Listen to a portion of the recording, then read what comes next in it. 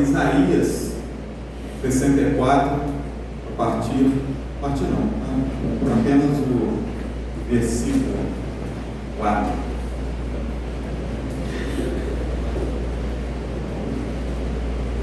Também quero agradecer a Deus pela oportunidade de estar compartilhando aquilo que Deus tem tratado comigo e assim, tem tratado a respeito do que eu vou compartilhar com os irmãos já cerca de um mês, um pouco mais de um mês.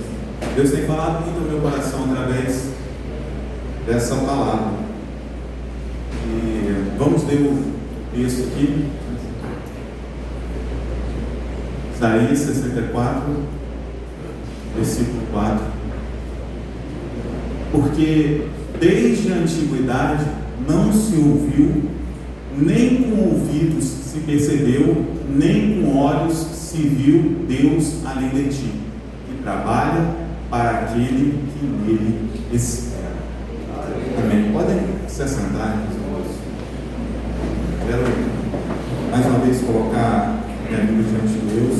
Paizinho, amado Paizinho querido, Senhor, assim como o Senhor tratou comigo durante todos esses dias, vem abrindo a minha mente ao entendimento das tuas verdades, de quem tu és, Senhor. Eu te peço humildemente, Senhor, que o Senhor possa estar tratando também no coração e na mente de cada um dos meus irmãos aqui, e que a revelação máxima, Senhor, do teu Evangelho, que é o teu Filho amado Jesus, seja implantado nos corações, na mente dos meus irmãos, e que cada um, Senhor, possa ter sua vida transformada por essa verdade, Pai. Eu te peço, agradecido, em nome de Jesus. Então, meus irmãos, pode até parecer ironia que o tema, né, daquilo que eu vou compartilhar com os irmãos. O tema é o trabalho de Deus. E a nossa palavra rema, né, para esse ano estamos envolvidos em uma grande obra. Mas eu vou falar do trabalho de Deus. Embora nós tenhamos esse desafio, né, de estar empenhados não só na obra física, estrutural, né, do prédio, mas também na obra, né, espiritual que Deus tem para estar realizando no nosso meio. Então, esse texto, meus irmãos, ele foi mencionado por Isaías num momento de muita confusão em Israel. Israel passava por um momento de muitas guerras, um contexto de muita idolatria, e Isaías vem responder uma pergunta, né, que é a pergunta que todos nós deveríamos ter a resposta na ponta da língua. E muitas das vezes a gente não consegue, né, se expressar a respeito, né, dessa certeza, que é de que o nosso Deus é o único Deus. Não há outro Deus além do nosso Deus. E é o que Isaías afirma. Ele afirma aqui, né, que desde a antiguidade não se ouviu, nem com olhos se percebeu, nem com os olhos se viu Deus além de ti. E qual é a resposta que nós deveríamos ter na ponta da língua para saber por que o nosso Deus é o único Deus? É simples, irmãos. A resposta está na continuação do versículo. É porque o nosso Deus trabalha por aqueles que nele confiam. Ao contrário dos ídolos, né, que são servidos e dependem do trabalho das mãos humanas, o nosso Deus, ele é o único que não depende de trabalho nenhum.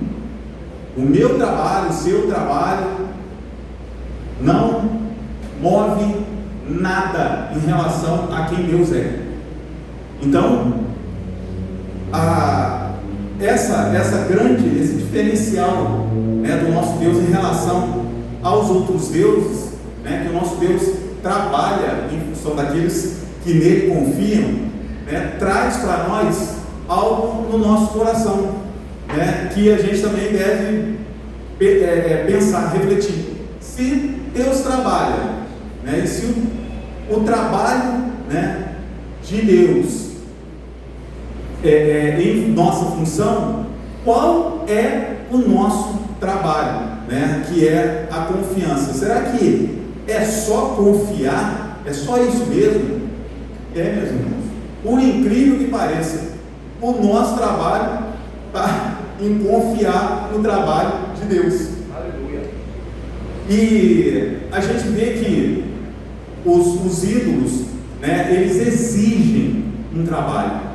Vocês podem perceber que, né, todo ídolo, ele acaba exigindo. Por exemplo, Mamon exige, que é um ídolo, né, é um falso Deus, exige que aqueles, né, que querem os seus benefícios, né, doem toda a sua energia, tudo que tem, para poder obter um benefício de Deus.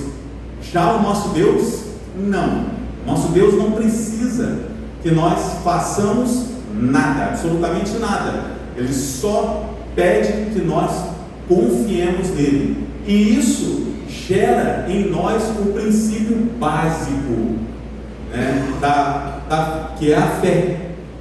Porque sem fé é impossível agradar a Deus.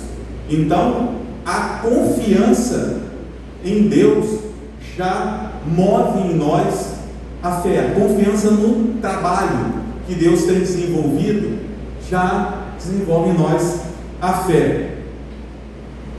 E Deus é glorificado sendo fonte, sendo doador, né? E Deus também é glorificado, né, no seu trabalho, o trabalho dele. E isso envolve, né, isso mexe conosco e ocasiona em nós três situações, né? A primeira a gente já falou aqui, que é a fé. Então, a obra de Deus é essa, que vocês creiam que Ele enviou. Essa é a resposta de Jesus em João 6,29. João 6,29 vem responder, né, um questionamento dos discípulos, né, que queriam fazer as obras, né, de Deus, o que eles tinham que fazer para fazer as obras de Deus. E Jesus responde, né, que a obra de Deus é essa, que vocês creiam naquele que Ele enviou. Ou seja, esse texto está em consonância com o texto de Isaías, né, que na verdade o trabalho é fé, a obra de Deus é fé, e não, né, nada que nós possamos fazer ativamente para ajudar a Deus em algum empreendimento. E ao contrário, né, a religião, né, é o esforço humano para tentar alcançar Deus. Quem falou essa frase foi um teólogo conhecido, né, já falecido há poucos anos, chama Timothy Keller. O pessoal conhece também conhecido como Tim Keller. Ele que afirmou, né, que ao contrário, né, a religião é o esforço humano para tentar alcançar Deus. Percebam, meus irmãos, que o homem, em busca de tentar agradar a Deus, ele empreende esforços, e isso faz com que o homem se desvie do verdadeiro propósito que Deus tem com a nossa vida, né? Que é, primeiramente, sempre depositar a nossa confiança nele. E os homens começam a empreender em função de ir em direção a Deus. É o que a religião, né, implementa no coração do homem, esse caminho inverso. Enquanto que o princípio de Deus é Deus se aproximar dos homens. Deus é que se aproxima de nós, né? E o homem, nessa ânsia, nesse ímpeto de querer alcançar a Deus, começa a fazer as coisas da sua própria maneira. E a gente vê que o homem já desde os tempos antigos já começou a querer empreender obras que pudessem se achegar a Deus, né? A gente tem o exemplo mais clássico da Bíblia, a Torre de Babel, né? Os homens construindo, implementando uma obra que pudesse alcançar os céus, que pudessem, né, se achegar a Deus. E outra coisa que a fé, né, a nossa crença, nosso depósito, né, de crença em Deus, gera em nós, e é o que Deus espera também de nós, é o que está também lá afirmando no próprio versículo 4, né? Que Deus trabalha em função daquele que nele espera. Gente, esperar é algo de Deus, mas é algo difícil demais. Quem é que pode aí, né, trazer a sua memória quão difícil é esperar? Não somente pelo que Deus faz, mas esperar para fazer qualquer coisa. Se fosse tão fácil, né, gente, assim, esperar, né, a gente não estaria envolvido em tanto problema que a gente se envolve. Porque quase todos os problemas que nós nos envolvemos é fruto da nossa ansiedade, é fruto do nosso desespero, que é o que? A falta da espera. Desespero é a falta da espera, é a falta da esperança. E com isso a gente acaba sempre atropelando, né? Aí passando por cima daquilo que Deus espera de nós, que é a confiança, que é a fé. E a nossa esperança, ela também é outro fator que glorifica a Deus. A minha espera e a sua espera também glorificam a Deus. Porque a minha espera e a sua espera, ela testemunha da fé. Só aqueles que têm fé conseguem esperar. É fato que sem fé você não espera. Uma coisa é consequência da outra. Então, como o nosso trabalho é crer, o nosso trabalho é crer e confiar no trabalho de Deus. E pregamos a fé para um mundo ansioso, meus irmãos. Um mundo muito ansioso, mantendo o nosso coração cheio de esperança. Porque assim, a espera, ela também não é uma espera que nós temos que simplesmente cruzar os braços. Não é esse tipo de espera que a palavra diz, né? A espera aqui, a raiz da espera aqui é a esperança que Deus vai cumprir as suas promessas, aquilo que Ele prometeu. Glória a Deus. E a nossa pressa testemunha contra o trabalho de Deus. A pressa é um jeito de dizer para Deus que Ele está atrasado. Olha que grave. A sua e a minha pressa testemunham contra o trabalho de Deus. Mostra para as pessoas que o nosso Deus está e anda atrasado. Olha que grave. Olha que grave, meus irmãos. O que a ansiedade e a pressa fazem com os nossos corações? Gera, né, em nossos corações. E a esperança é o testemunho que damos acerca da nossa fé ao longo do tempo. O tempo, ele fala, ele testemunha para as pessoas que convivem conosco a respeito da nossa fé.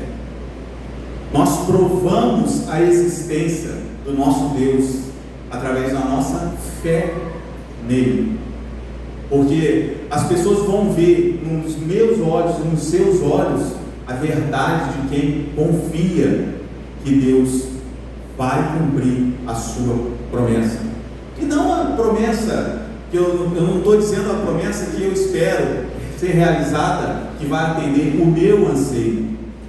Porque esse que é um dos grandes, se não o maior dos problemas em relação à fé. A gente acha que a gente pode manipular a esse Deus, que a gente pode manipular a Deus com a nossa vontade, que Deus tem que se submeter à nossa vontade porque nós fazemos alguma coisa. Daí o motivo, de Deus trabalhar por nós, porque nada do que façamos vai fazer com que Deus faça algo para mim ou para você.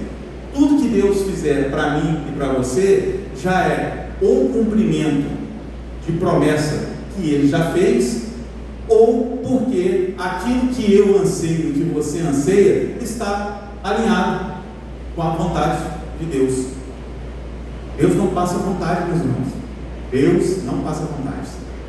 E glória a Deus por isso, porque tudo que Ele determinou vai se cumprir, justamente porque Ele não passa vontade. A vontade dele vai ser concluída na nossa vida. E outra observação aqui que Tim Keller também fez,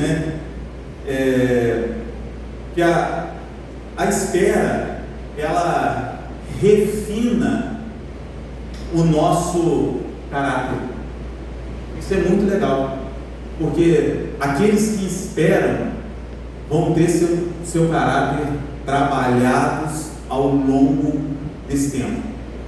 Isso vai refinando os nossos anseios, os nossos desejos, porque aí a gente verdadeiramente vai reconhecer se nós estamos seguindo a Deus por quem Ele realmente é, ou se porque queremos obter alguma vantagem com isso. Então a espera é saudável. A esperança, ela vai moldar o nosso caráter. E a gente vê que a palavra de Deus, em várias passagens, ela afirma, em relação à esperança. Por exemplo, Salmos 42, 11, onde diz: por que está abatida, ó minha alma? Por que se perturba dentro de mim? Espera em Deus, pois ainda louvarei a Ele, meu auxílio e Deus meu. Olha só, espera em Deus. Então, assim, aqui também tem uma palavrinha aqui que é chave, é esperar em Deus, não é esperar por Deus. Então essa própria frase aqui já mostra que a nossa espera não é uma espera sem atividade, sem fazer nada, só braços cruzados. Não, esperar em Deus é estar atento a tudo o que Deus faz. Esperar em Deus é estar atento aos movimentos que Deus faz. A gente tem que, um exemplo para ilustrar isso, o povo no deserto. O povo lá esperava única e exclusivamente em Deus, ou seja, a nuvem era o símbolo da presença de Deus para eles durante o dia. Então eles, enquanto estavam esperando em Deus, de olhos atentos na nuvem, no movimento de Deus, eles estavam fazendo o que tinha que ser feito, estavam cuidando das suas famílias, estavam adorando a Deus, estavam fazendo o que tinha que ser feito. Mas atentos ao movimento de Deus, porque quando a nuvem se movia, o povo se movia atrás da nuvem. E isso é esperar em Deus, e isso é o que nós temos que fazer. Nós temos que estar atentos aos movimentos de Deus, porque senão a nuvem vai passar e nós vamos ficar sem direção, desnorteados. Ou então, se eu perder o foco no movimento de Deus, eu acabo passando à frente da nuvem, ou seja, vou fazer do meu jeito, não vou fazer do jeito de Deus. E mais uma vez, problemas, né? Semeou vento, vai colher tempestade, né? Outro versículo aqui que afirma a questão da esperança, né? Lamentações 3, 21 até o versículo 23. Quero trazer à memória o que me dá esperança. As misericórdias do Senhor são a causa de não sermos consumidos, porque as suas misericórdias não têm fim, renovam-se a cada manhã. Grande é a sua fidelidade. Aleluia, glória a Deus por isso. Irmãos, aqui essa menção que aqui na palavra, né, as misericórdias são a causa de não sermos consumidos. O que é não sermos consumidos? Alguém já parou para pensar? Porque assim, muitas das vezes a gente lê poeticamente bonito, né? A gente lê assim, causa até um impacto. Mas você entendeu o que ele quis dizer aqui? O não ser consumido, meus irmãos, nós não sermos atormentados pelas ansiedades do dia a dia. As misericórdias do Senhor é que fazem com que nós não, quando a gente está com o nosso foco em Deus, que nós não fiquemos aflitos, né? Não sejamos envolvidos pelas coisas desse mundo. Isso é uma coisa que eu sempre comento quando eu tenho a oportunidade de trazer a palavra, que das coisas que mais fazem diferença na minha vida não é ler a palavra por ler, né, para conhecer o texto, mas é para entender o que aquele texto tem para acrescentar à minha vida, porque isso aí é que realmente faz vira uma chave na nossa mente, porque a gente para de fazer as coisas não porque a palavra de Deus falou, ou porque alguém falou, ou porque você aprendeu assim. Você faz porque você entendeu, aquela verdade foi testificada no seu coração pelo Espírito Santo. Então você faz por convicção, você não faz porque você ouviu falar ou porque você leu, porque é o que a gente acaba encontrando muito, né, na vida, né, dos crentes, que acabam mencionando, soltando versículos e palavras soltas da Bíblia, como se essas palavras tivessem algum poder por si próprias. Não, o poder está no Deus que pronunciou essas palavras. É na fé, na crença que o Deus que pronunciou essas palavras vai cumprir cada uma delas. Outra menção aqui Romanos 5, do 3 ao 5. E não somente isso, mas também nos gloriamos nas tribulações, sabendo que a tribulação produz perseverança, a perseverança produz experiência, e a experiência produz esperança. Ora, a esperança não nos deixa decepcionados, porque o amor de Deus é derramado em nossos corações pelo Espírito Santo que nos foi dado.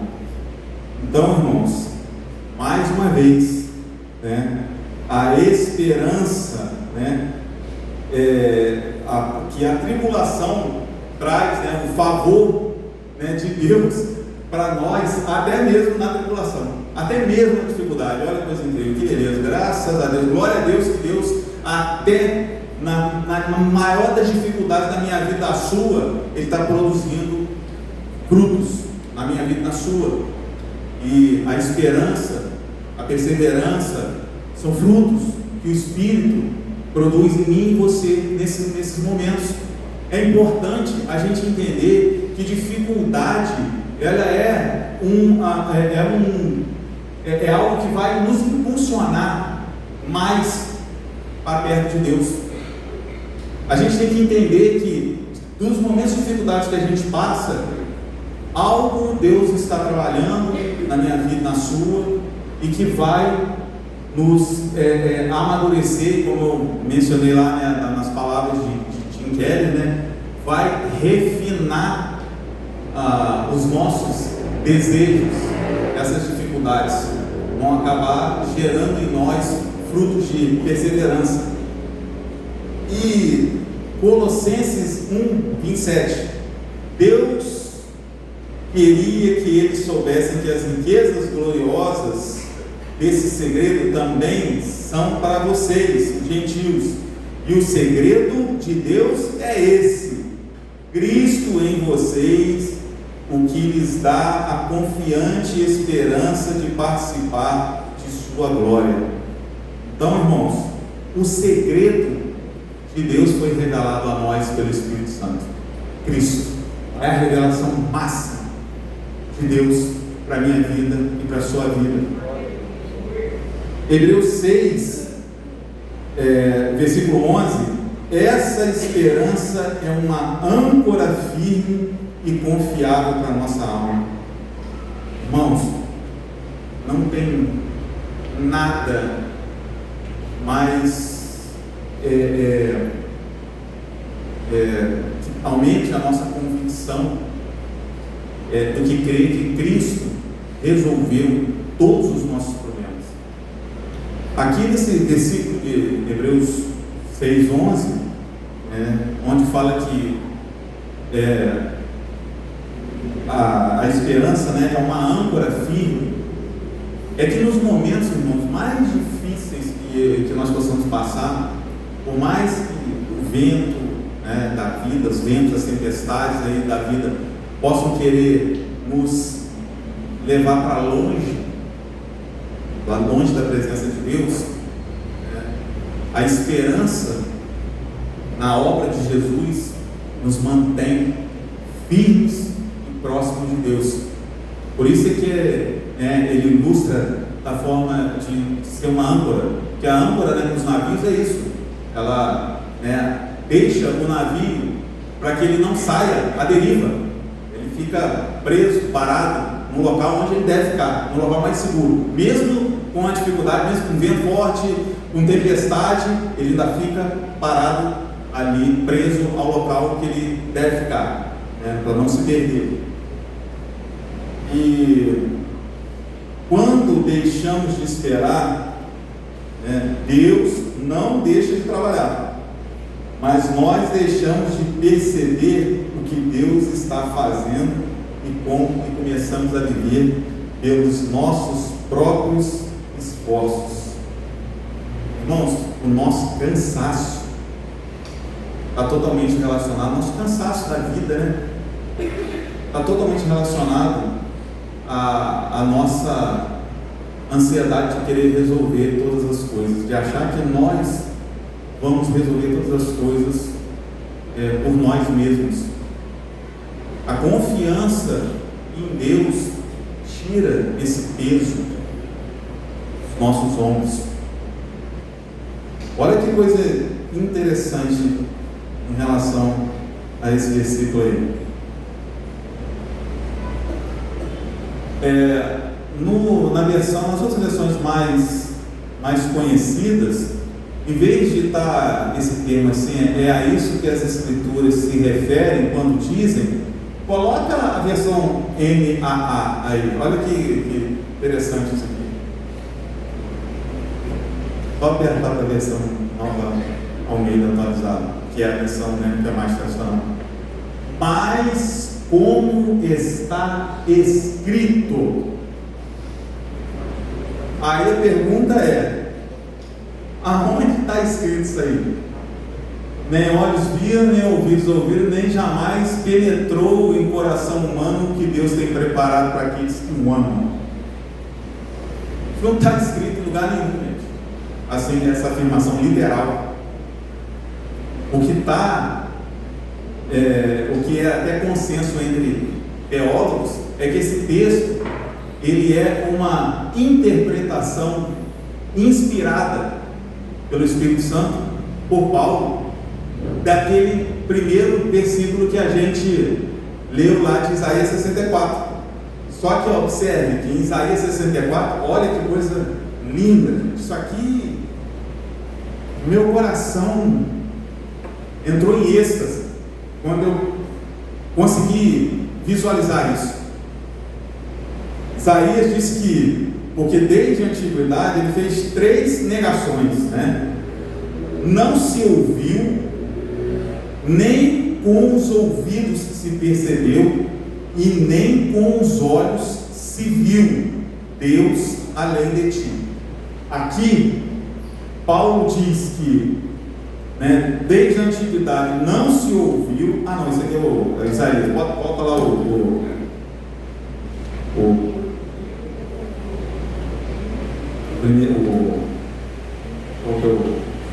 Coríntios 2,9. 1 Coríntios 2,9. Nem com os olhos se viram, nem com ouvidos se ouviram, nem jamais penetrou ao coração humano o que Deus tem preparado para aqueles que o amam.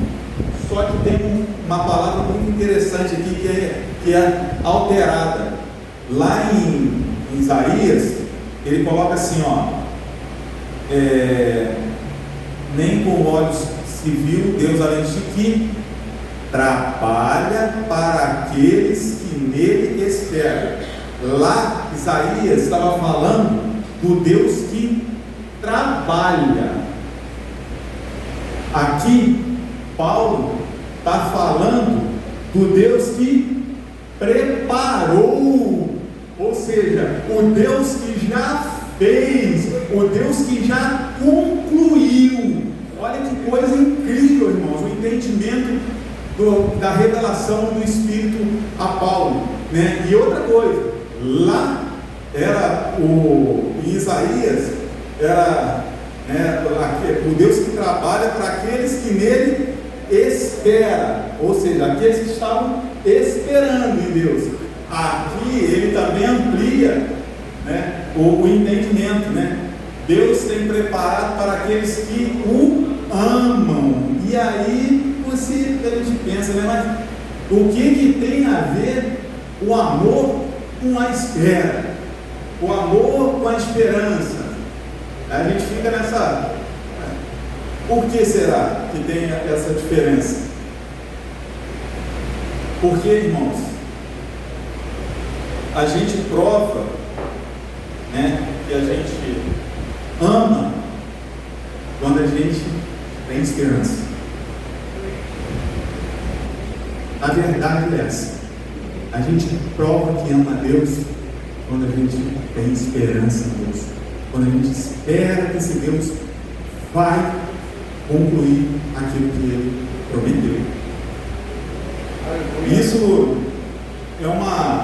é algo que também glorifica a Deus. A nossa espera glorifica a Deus, e o amor, que é a expressão máxima do caráter de Deus, que a Bíblia não diz que Deus que a característica principal de Deus é justiça, não diz que a característica de Deus é qualquer outra coisa, bondade, mas a Bíblia afirma categoricamente que Deus é amor. E por isso, né, Paulo, inspirado, né, pelo Espírito Santo, disse que nem olhos viram, nem ouvidos ouviram, nem jamais penetrou em coração humano o que Deus tem preparado, ou seja, o que Deus já concluiu, já consumou para aqueles que o amam. E a gente vê, meus irmãos, que, como eu falei, o amor, ele nunca está desassociado da esperança, porque o amor, assim como o amor, ele é o testemunho da esperança, a esperança é o testemunho da fé. Assim como a fé gera esperança, a esperança gera amor. Então, isso também é outro entendimento que nós precisamos assimilar para a nossa vida, no nosso dia a dia, porque o amar é um princípio fundamental daqueles que acreditam, confiam em Deus. É uma demonstração, da nossa fé para o mundo, e a gente realmente confia em Deus. E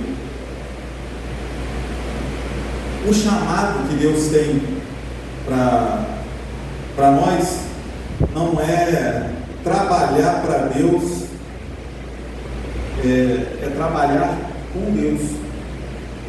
É isso que a gente tem que aprender, porque a gente acaba se cansando, porque a gente empreende trabalhos para Deus, como se a gente estivesse fazendo algo para Deus. Isso cansa, irmão. Você imagina o tamanho da obra de Deus, da obra que Deus está operando em todo o mundo, e você vai querer se empenhar junto com essa obra de fazer alguma coisa para Deus. Mas a verdade é que Deus não quer que nós façamos nada para Ele. Deus quer que nós façamos com Ele, porque a palavra de Deus diz que nós somos cooperadores, operamos junto com Deus, e isso que Deus quer de mim e de você. Por quê? Porque quando eu estou cooperando com Deus, na verdade, eu estou sendo tratado. Você imagina quem tem um filho pequeno, um pai tem um filho pequeno, aí o pai está lá lavando o carro dele, está lá lavando, esfregando, fazendo tudo, aí o filho está ali, perto dele, aí ele fala: filho, vai ali para o papai, abre a torneira ali para mim. Aí o menino vai lá, e abre a torneira, o pai vai lá, está lavando o carro lá no estado. Ô filho, fecha a torneirinha para o papai. Aí ele fecha a torneira. Aí lavou o carro, secou o carro, aspirou o carro, limpou, fez tudo. Quem é que trabalhou? Foi o filho ou foi o pai? O pai, Quem fez esse trabalho foi o pai. O filho só estava junto com o pai. E a gente vê que isso é algo que até na nossa natureza, do relacionamento familiar, é algo que é insuperável, para a confiança, crescimento, na educação dos filhos, que é o quê? É fazer as coisas junto, é estar junto, não necessariamente fazer algo para, não é fazer para, é fazer com.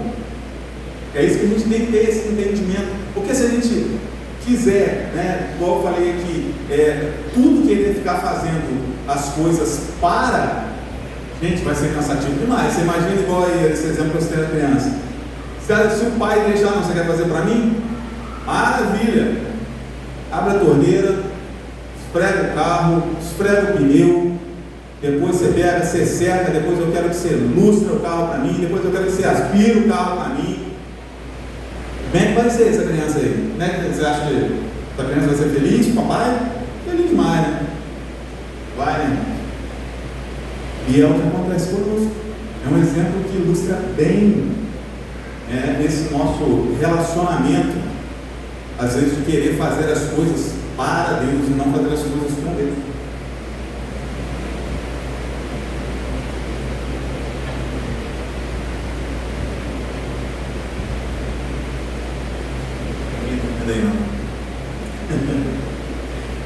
E, como eu disse, então, com isso, quando a gente entende que a gente, que Deus quer que nós estejamos com Ele no trabalho que Ele está fazendo, a gente pode descansar. A gente pode descansar em Deus. A gente pode ter o nosso coração em paz. E Deus está fazendo tudo o que eu não preciso me preocupar em querer fazer algo para Ele. Então, irmãos, queiram estar com Deus. Busquem sempre estar atentos aos movimentos de Deus. E assim, quer ver? Um dos movimentos aqui a gente estava falando aqui no início, nós temos uma grande obra, né? Estamos empenhados aí em uma grande obra. Isso é um movimento de Deus para a nossa igreja. Estudo, como o pastor mencionou aqui no início, é um movimento de Deus no nosso meio. Então, irmãos, não se distraiam achando que Deus quer trabalho de nós. Deus não quer trabalho de nós. Deus só quer a nossa presença. Ele só quer dar a nós a companhia dele e ele ter a nossa. É isso que agrada a Deus. E eu queria deixar uma reflexão com os irmãos. E a reflexão até que está embasada com a passagem bíblica. E a mensagem é: não desperdice os convites que o Senhor faz. Fiquem atentos, irmãos.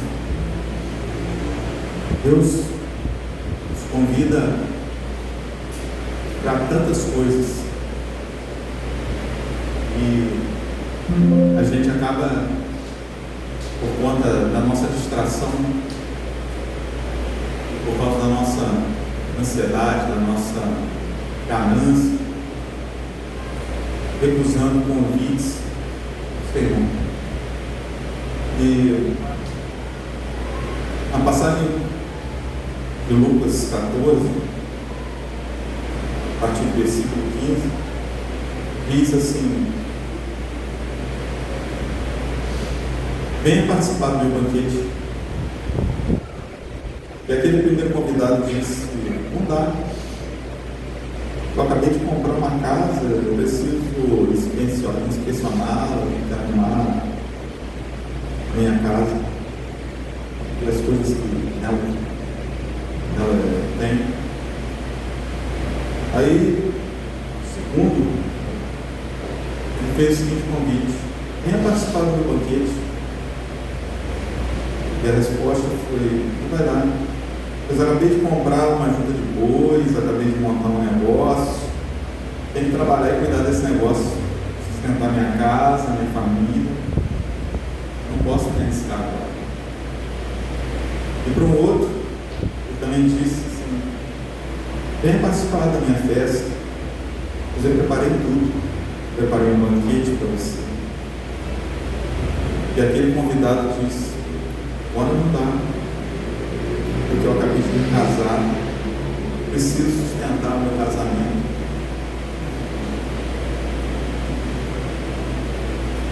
E ele vai chamando, mas cada um tem uma tarefa, uma desculpa, cada um está ocupado com um tipo de trabalho.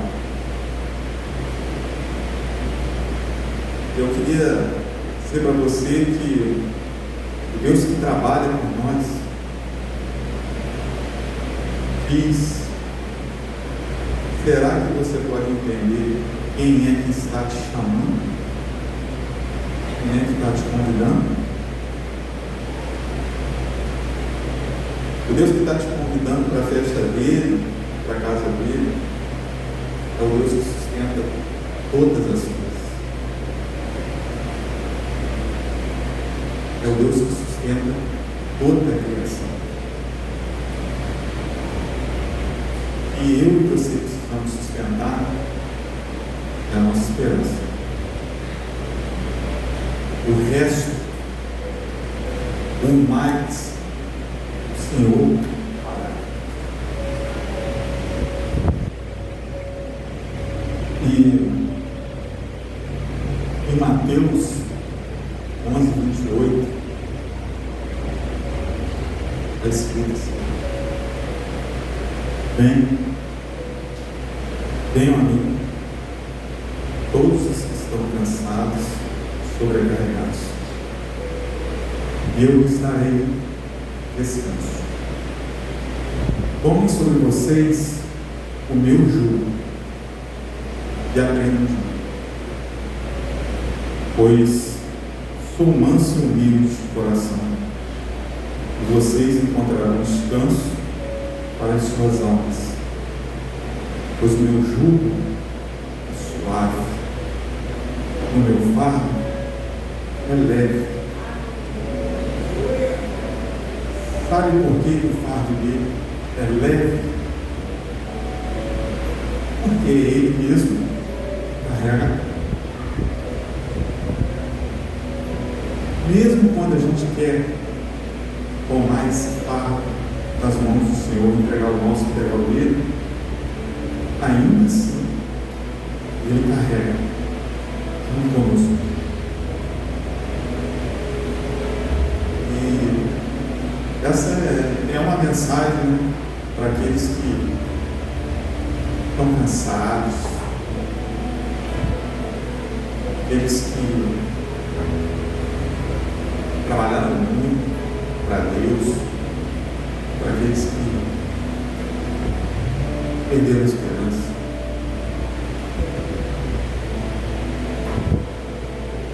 Deus da esperança está falando para você: pega a tua alma e com paz, espera em Deus, espera em Deus, não espere por Deus. E durante, o restante da semana, os irmãos possam meditar. Foi falado aqui, como eu falei, assim, o entendimento das verdades, das promessas, da vontade de Deus, é o que realmente irma o nosso coração na presença deles.